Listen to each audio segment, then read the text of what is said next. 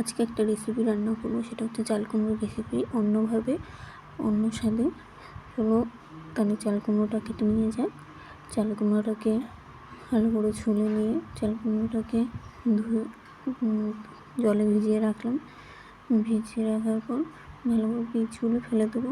বীজগুলো আমাদের লাগবে না, আর যদি কচি চাল কুমড়ো থাকে তাহলে বীজ ফেলার কোনো দরকার নেই, বীজ সমেতই করতে পারবে।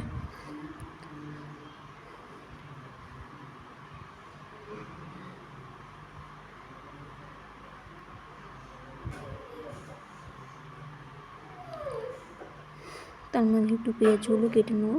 পেঁয়াজগুলো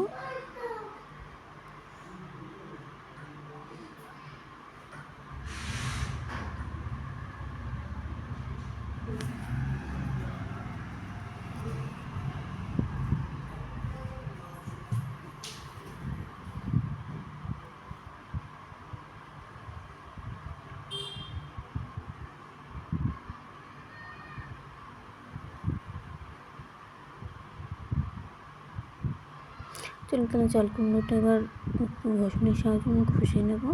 তো না থাকে তাহলে তোমরা কুচিয়েও করতে পারো, ছোটো ছোটো কুচিয়ে একটু অন্যরকম অন্যভাবে স্বাদের করতে যাই বলে একটু আমি ঘষণে দিয়ে ঘষে নেবো আমি চাল কুমড়োগুলো।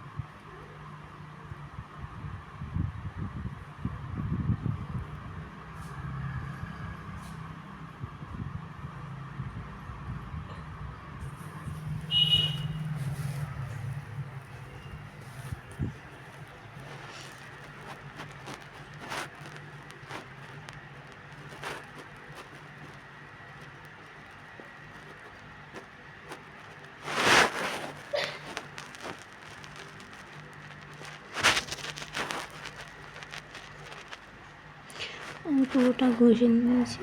ঘষে নেওয়ার পর আমার এইটুকু হয়েছে। তো আমি এটাকে এখন জলগুলো ফেলবো। আমি এটা চিপে চিপে ভালো করে যাতে একটু জল না থাকে সেভাবে চিপে নেব।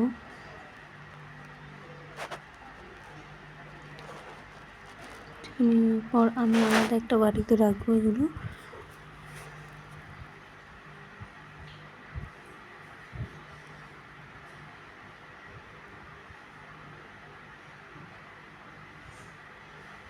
চিপে নেওয়ার পর আমার কতটা জল বেরিয়েছে।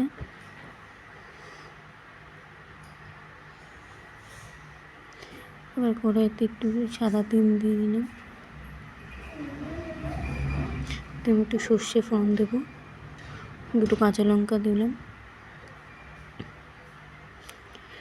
দিয়ে এরপর চাল কুমড়োটা দিয়ে দেবো।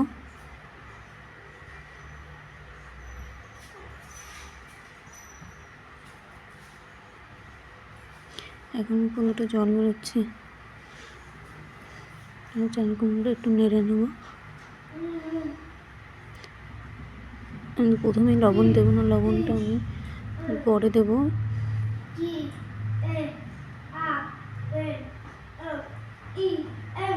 একটু ভাজা ভাজা হলে পরে হলুদ দিয়ে দেবো।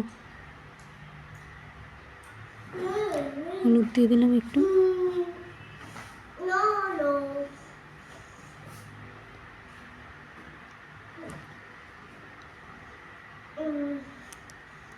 হলুদটা দিয়ে একটু ভাজা ভাজা করবো।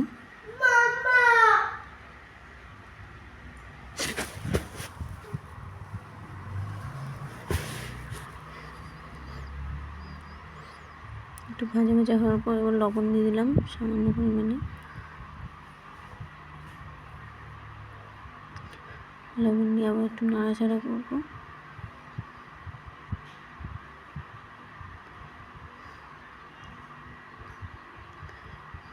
কিছুক্ষণ নাড়িয়ে আমি এটাকে ভেজে নেব। রেখে দেবো একটু ভাজা ভাজা হলে পরে আবার একটু নাড়া দেবো। দেখতেই পাচ্ছ আমাদের অনেকটা হয়ে এসছে।